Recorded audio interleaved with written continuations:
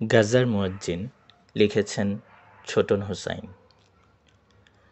যেদিন বেলাল আজান দিত না, সেদিন খোদার আরশে পৌঁছাতো না জমিনের কোনো আজান। এখন কি জমিনের কোনো আওয়াজ তোমার আরশে পৌঁছায়? হে মহামহিম, গাজার মিনার থেকে কিছু কি শুনছ তুমি রহমান?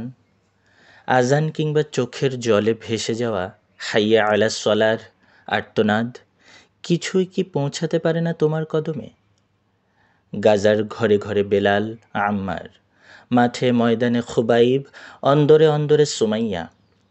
জুলুম আর কত নির্মম হলে, সিজদার জমিনে আর কত রক্ত জমাট বাঁধলে, গণকবর আর কত বিস্তৃত হলে তুমি জানবে ফিলিস্তিন ইহকালের হাবিয়া।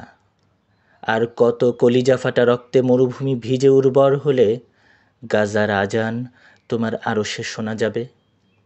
মুয়াজ্জিনের হাইয়া আলাল ফালাহ কোন জিবরিলের ডানায় চড়ে তোমার শাহী দরবারে পৌঁছে বলবে, আমাদের বাঁচাও, আমরা আরও কিছুকাল তোমাকেই সিজদা দিতে চাই।